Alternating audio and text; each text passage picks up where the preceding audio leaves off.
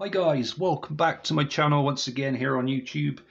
Today I decided to do AEW Double or Nothing rankings of the 4 DVDs that are available. So all 4 Double or Nothing pay-per-views.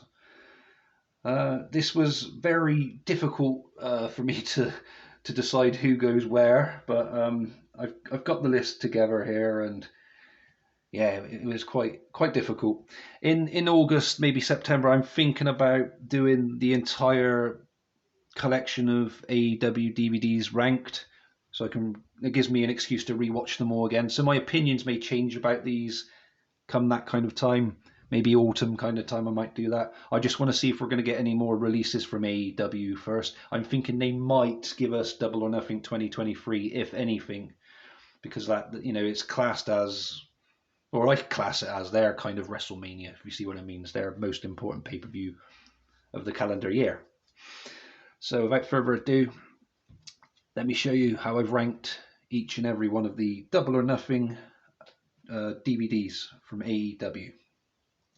So this seems a bit of a cruel choice to put fourth, but I did give it a lot of thought and consideration. But if I do go back and watch these again, this could change. This is as of now anyway how I feel about them.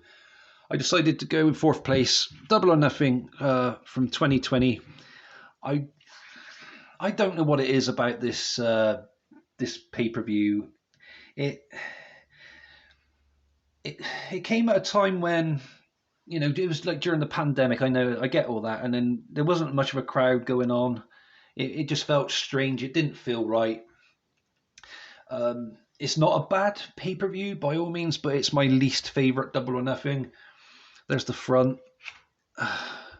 There's the spine. Here's the inside. And then on the back, we have the matches and everything. Yeah, I mean, we had MJF versus Jungle Boy, which was okay.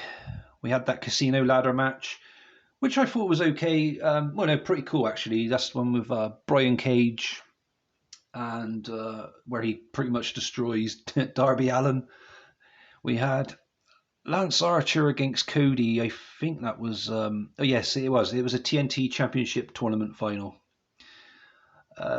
Lance Archer, very underrated in my opinion. Could have been used a lot better than what he had been during his career. Such a shame, really. Yeah, it wasn't a great match, but Cody, he does put on some awesome matches, doesn't he? And this one was all right. And then we had like the TNT Championship presentation with Mike Tyson. Penelope Ford versus Chris Statlander. That's the sort of match you'd see on like an episode of Dynamite or Rampage, maybe. Shawn Spears versus Dustin Rhodes. Oh my days, that was an absolute shite match. Very, very poor indeed.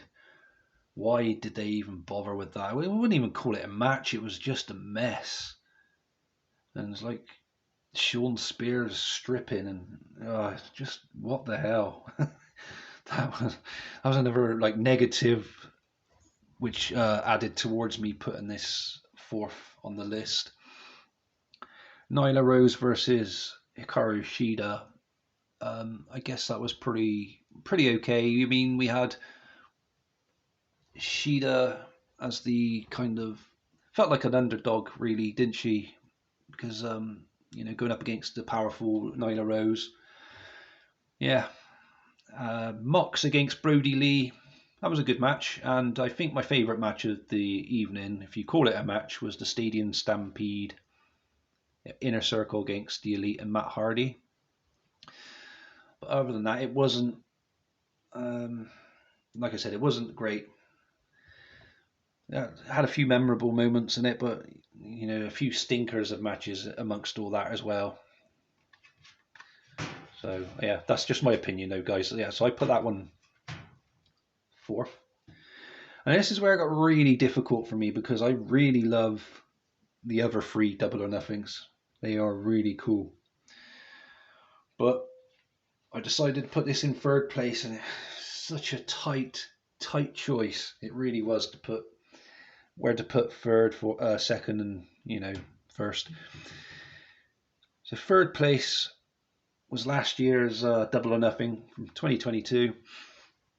Great cover. I do like the cover on this one. It's really cool. Jam packed with lots of AEW talent there. CM Punk and Sting on there as well. Wow. And Jade Cargill. Sorry, some of my favourites, guys. And then there's the discs. Sorry. Here's the back. I think what made me decide to put this third, and it's just me being petty maybe, but Punk against Page, it was cool, but it's what happens throughout the summer, after all of this. It just ruined it for me. Ruined Punk's moment, Just my opinion though, guys.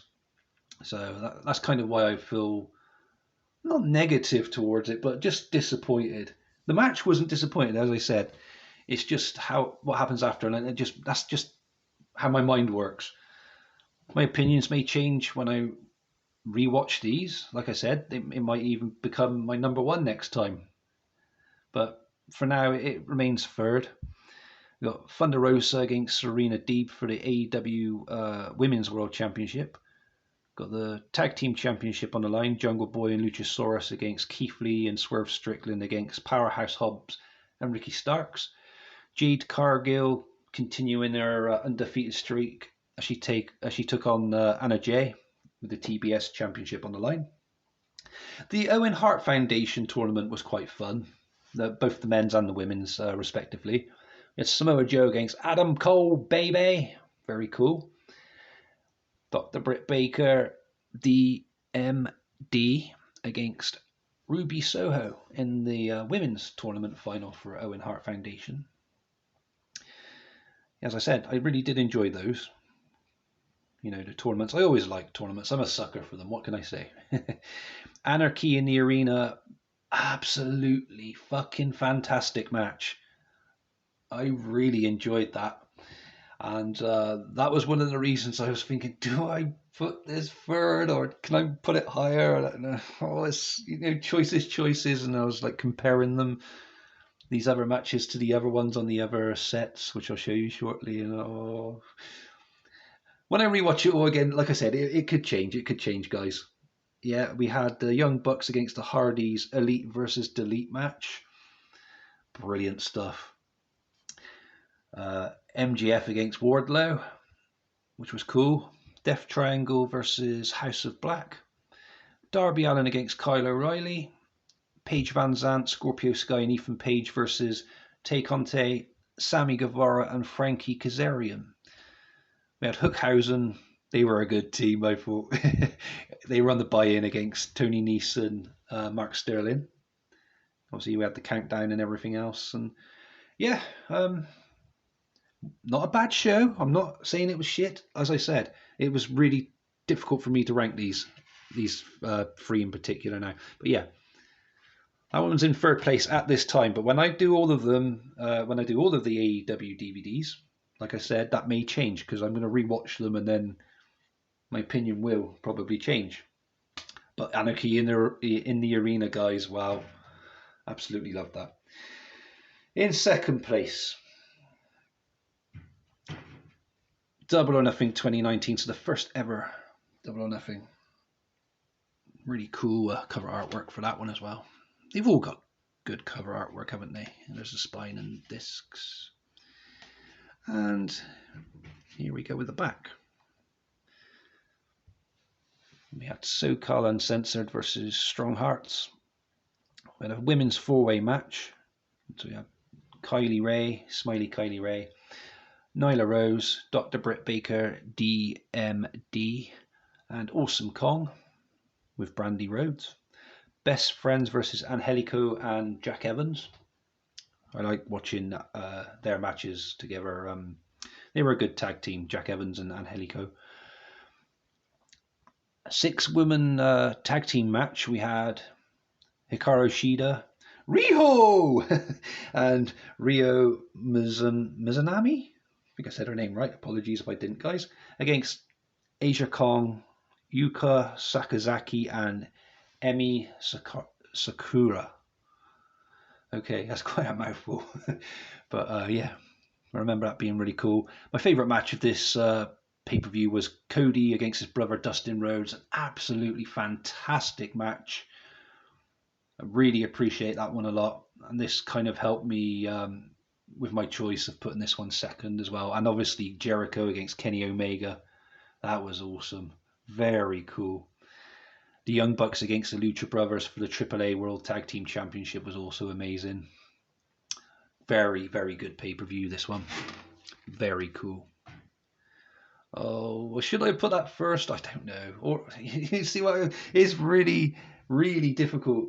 You see what I mean, guys? It's just so yeah. You guess what's going to be number one? It's Double or Nothing 2021.